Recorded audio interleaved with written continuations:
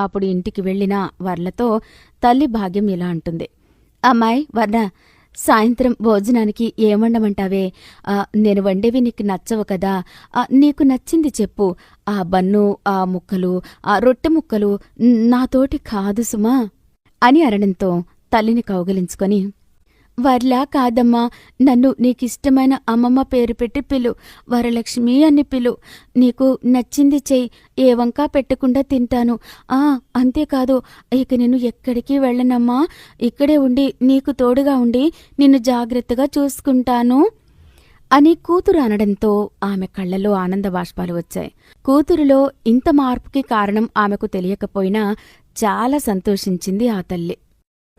కథ చూసి వెళ్ళిపోవడం కాదు, నచ్చితే సబ్స్క్రైబ్ చేయండి, లైక్ చేయండి, కామెంట్ చేయండి. మరిన్ని మంచి కథల అప్డేట్ల కోసం బెల్ ఐకాన్ని గట్టిగా కొట్టడం మర్చిపోకండి.